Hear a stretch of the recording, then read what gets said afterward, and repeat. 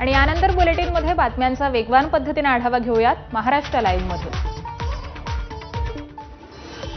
राज्यातील महायुतीमधील मतभेद लपून राहिलेले नाहीत। 4 दिवसांपूर्वी झालेल्या मंत्रिमंडळ बैठकीमध्ये भाजप शिवसेनेतील वाद समोर आला। तेव्हापासूनच पाटणा असो किंवा मुंबई, जेव्हा जेव्हा मुख्यमंत्री देवेंद्र फडणवीस आणि उपमुख्यमंत्री एकनाथ शिंदे समोरासमोर आले तेव्हा दोघांमधला तणाव आणि अबोला पाहायला मिळाला। त्याचाच पुढचा अंक मुंबईमध्ये सर्वांनी पाहिला। अमृता फडणवीसांच्या दिव्याज फाउंडेशनने आयोजित केलेल्या कार्यक्रमाला मुख्यमंत्री फडणवीसांसह एकनाथ शिंदेंनी देखील हजेरी लावली होती।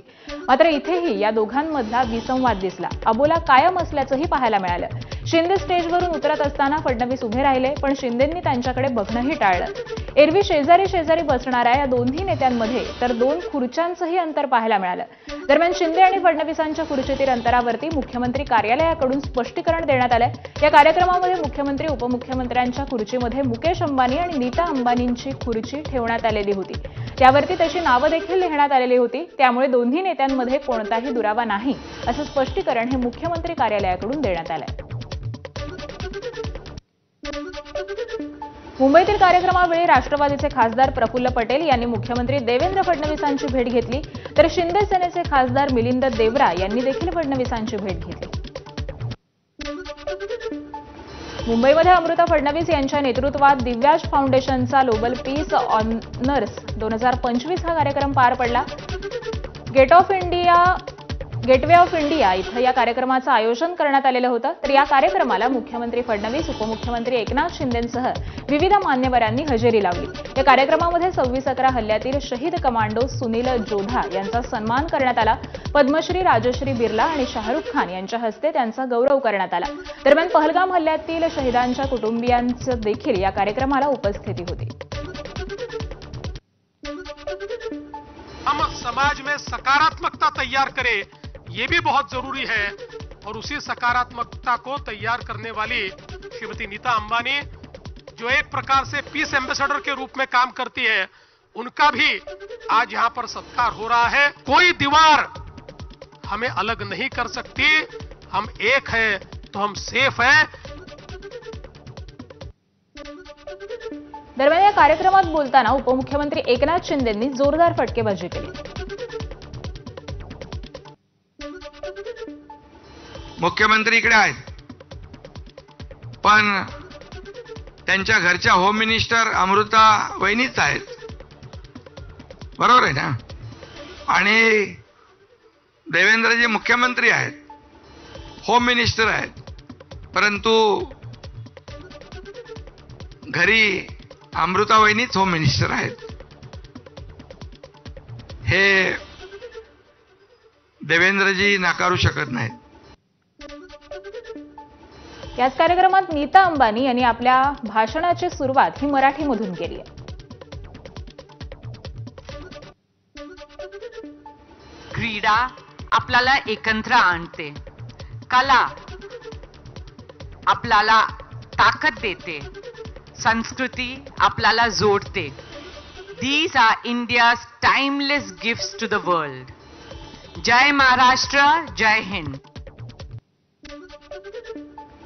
उपमुख्यमंत्री एकनाथ शिंदे यांच्या दिल्ली दौऱ्यानंतरही भाजप शिवसेनेतील तणाव कायम असल्याचं चित्र आहे। धाराशिवमधील कौटुंबिक विवाह सोहळ्यात मुख्यमंत्री देवेंद्र फडणवीस आणि परिवहन मंत्री प्रताप सरनाईक यांची भेट झाली नाही।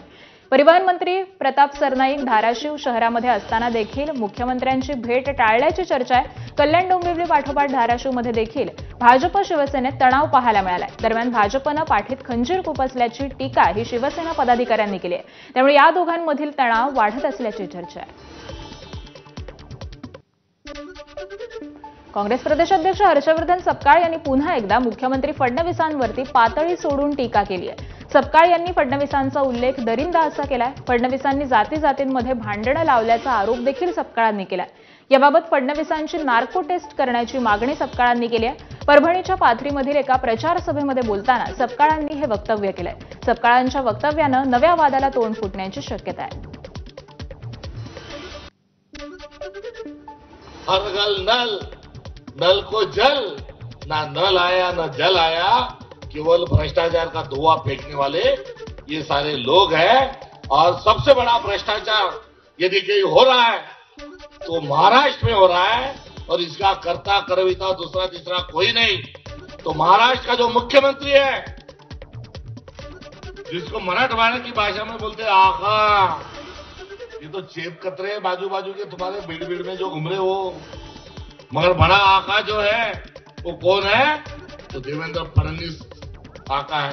सबसे क्या बड़ी नार्को टेस्ट किसी करने को ना, तो जिसने मराठा विरुद्ध ओबीसी की लड़ाई, जिसने ओबीसी विरुद्ध विजेएनटी की लड़ाई, जिसने विजेएनटी विरुद्ध आदिवासी की लड़ाई, जिसने हिंदू विरुद्ध मुसलमान की लड़ाई, ये सबसे बड़ा डाकू, सबसे बड़ा आका और सबसे बड़ा दरिंदा यदि कोई होगा तो महाराष्ट्र का मुख्यमंत्री देवेंद्र फडणवीस है। और इस देवेंद्र फडणवीस की नार्को टेस्ट यदि होती है तो दूध का दूध और पानी का पानी हो जाएगा। हर्षवर्धन सपकाळांच्या टीकेला भाजप आमदार प्रवीण दरेकरांनी उत्तर दिलंय। 6 महिने प्रदेशाध्यक्ष असतानाही सपकाळांना कुणीही ओळखत नाही, त्यामुळे त्यांचं मानसिक संतुलन बिघडलंय, अशी टीका प्रवीण दरेकरांनी केली आहे। हर्षवर्धन सपकाळे हे बावचळलेत, काँग्रेसमध्ये ना त्यांची कोण दखल घेत की सर्वसामान्य जनता, आणि म्हणून 6 महिने प्रदेशाध्यक्ष होऊन त्यांना अजून कोण महाराष्ट्रात ओळखत नाही प्रदेशाध्यक्ष म्हणून, आणि त्याच्यामुळे ते बावचळलेत, त्यांचं मानसिक संतुलन बिघडलंय। त्यातनंच चर्चेत राहावं यासाठी देवेंद्रजींसारख्या नेत्यांवर अशा अश्लील भाषेत ते त्या ठिकाणी बोलतायत। दरम्यान हर्षवर्धन सपकाळांची टीका म्हणजे वैचारिक दिवाळखोरी असल्याचं भाजपच्या नवनाथ बन यांनी म्हटलंय। महाराष्ट्राच्या राजकारणात कोण दरिंदा आहे आणि कोण पोशिंदा आहे यावर विधानसभेच्या निवडणुकीला शिक्कामोर्तब केलंय। देवेंद्रजी फडणवीस हे पोशिंदा आहेत, म्हणून जनतेने त्यांना तिसऱ्यांदा निवडून दिले। हर्षवर्धन सपकाळजी आपली अगरबत्ती कुठे लागली नाही, त्यामुळं अशा पद्धतीनं प्रसिद्धीसाठी टीका करतायत।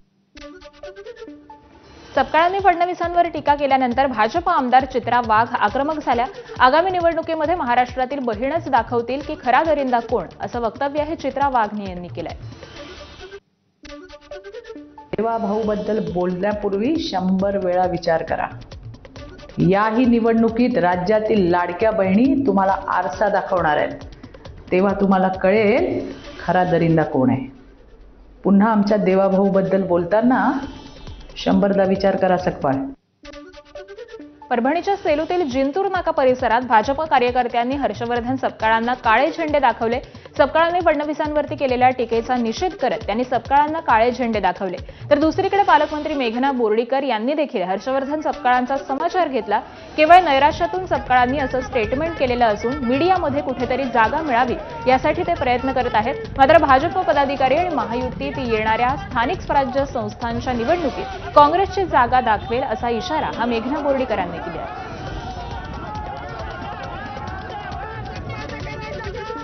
स्थानिक स्वराज्य संस्थांमधून सुद्धा जनता त्या काँग्रेस पक्षाला दाखवून देईल की ह्यांनी नेहमी जातीपातीचं राजकारण करत आणि असे काहीतरी घाणेरडे स्टेटमेंट देत मीडियाच्या प्रकाश झोतामध्ये राहण्याचा हा केविलवाना सपकाळजींचा प्रयत्न आहे। हा प्रयत्न जनता चांगली जाणू नये, येणाऱ्या स्थानिक स्वराज्य संस्थांमध्ये फक्त आणि फक्त देवाभाऊंनाच महाराष्ट्रातील जनता पसंत करणार आहे। आपल्या बिनधास्त वक्तव्यांसाठी ओळखल्या जाणाऱ्या अजित पवारांनी बारामतीत जोरदार भाषण केलं। त्यावेळी निधीवरून बोलताना दादांनी केलेल्या वक्तव्याचा विरोधकांनी चांगलाच समाचार घेतलाय।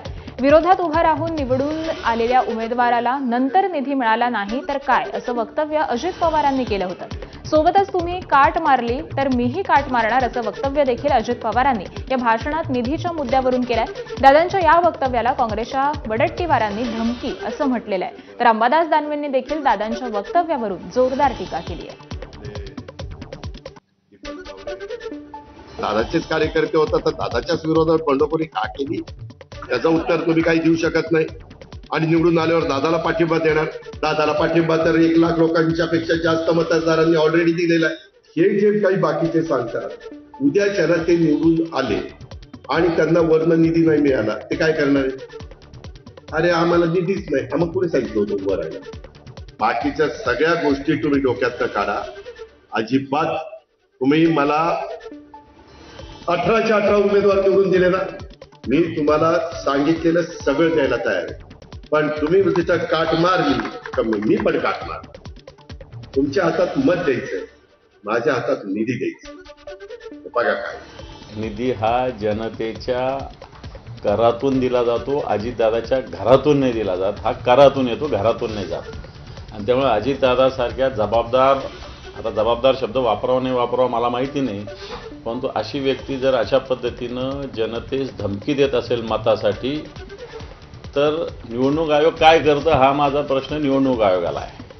का निवडणूक आयोग आता अजितदादांच्याही घरी पाणी भरायला जातंय? हो, आता ते सगळीकडेच तसं धमकवून आहे ना. आज एक व्हिडिओ व्हायरल होतोय नगरमधला आहे की कुठला तरी, ते आमच्या भारतीय जनता पक्षाच्या महिला नगराध्यक्षाच्या उमेदवार आहेत, ते खुलेआम मतदारांना धमकी देत आहेत. अशा धमक्या चालल्या आहेत. निधी आता त्यांच्या हातात आहे, ते धमकी देतात. मुख्यमंत्री यांच्या भारतीय जनता पक्षाचा आहे म्हणून हे सगळी खालचे लोक सगळे धमक्या देतात. सगळ्या धमक्या देणंच सुरू आहे. निधी देणार नाही, विकास होणार नाही, पैसे तुम्ही बघून घेऊ. आणि या बातम्यांसह बुलेटिनमध्ये वेळ झाली एका छोट्याशा ब्रेकची. पाहत रहा एबीपी माझा.